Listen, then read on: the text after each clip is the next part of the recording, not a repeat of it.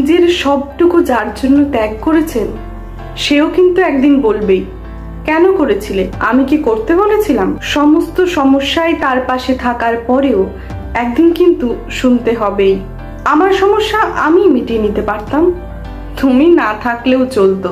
তার সমস্ত হারিয়ে যাওয়া সম্পর্ককে চেষ্টা করে তার কাছে ফিরিয়ে দেওয়ার পরও কিন্তু আচমকা সে বলবে আপনি নাকি তাকে একা করে দিতে চান। একটা দিন নিজের মতো চাইলেও ব্যস্ততার অজুহাত এসে দাঁড়াবে প্রাচীরের মতো। আসলে অনুভূতিগুলো মরে গেলে রয়ে যায় শুধু যুক্তি আর তর্কের পাহাড়।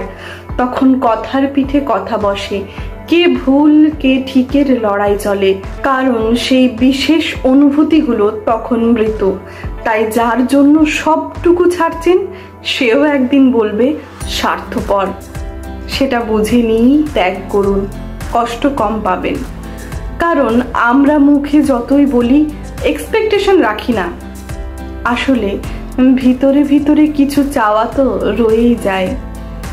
একটা একলা সন্ধে, একটা নিশ্চিন্ত বিকেল, হয়তো তখনও চেয়েই যায় মনে মনে। তাই তো আঘাতগুলো আঘাত হয়েই আসে, আর আমরা নতুন করে ভেঙে পড়ি।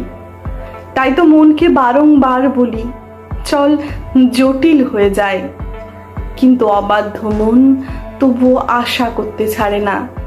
আশা থাকলে আশা ভঙ্গও থাকবে নিশ্চিত। জীবনটা ঠিক পাহাড়ের বাঁকের মতো, অসম্ভব রহস্যময়। আজ যেটাকে নির্ভেজাল ভালোবাসা মনে হচ্ছে, কাল সেটাকেই মনে হয় শুধুই বোঝাপড়া।